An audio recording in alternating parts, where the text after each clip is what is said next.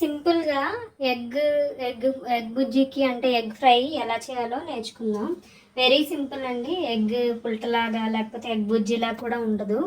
Very simple and easy. 2 seconds 3 సెకండ్స్లో అయిపోతుంది. మనం ఫస్ట్ స్టవ్ ఆన్ చేసుకుందాం.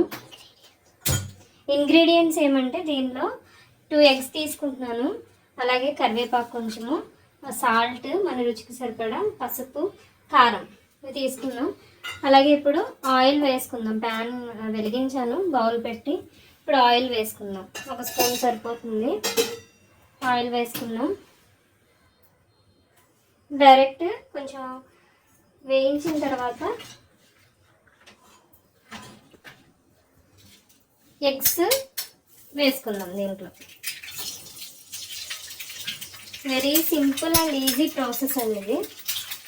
బద్ధకంగా ఉన్నప్పుడు, ఎప్పుడైనా మనకి ఇంకేమీ చేయలేము అనుకున్నప్పుడు ఇలా చేసేసుకోవచ్చు డైరెక్ట్. యాక్చువల్గా ఇది చెన్నైలో యూజ్ చేస్తారంట ఇలాగా. మన వాళ్ళు అయితే కంపల్సరీ ఆనియన్స్ ఇవన్నీ వేసుకుంటారు. బట్ ఇది చూడండి, ఇది ఫ్లేమ్ హైలో పెట్టుకున్నామంటే త్వరగా అయిపోతుంది.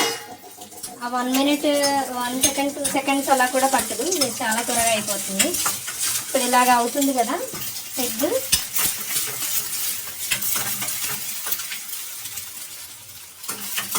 ఇదిగోండి లాస్ట్. ఇప్పుడు దీంట్లో మనము కరివేపాకు తీసుకున్నాం కదా, కరివేపాకు వేసుకుంటున్నాం. అలాగే పసుపు కొంచెము, కారం కొంచెము, సాల్ట్. ఎక్కువేం యాడ్ చేయకుండా ఇది లిమిటెడ్గా యాడ్ చేసేసుకొని డైరెక్ట్ ఇంక దీంట్లో కలిపేసుకోవడం.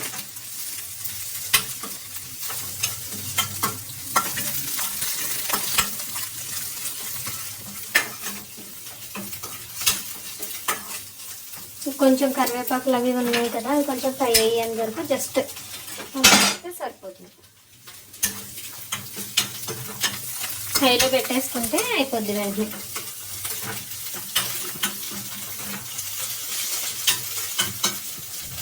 అంతేనండి, simple. Like, share and subscribe my channel. Thank you.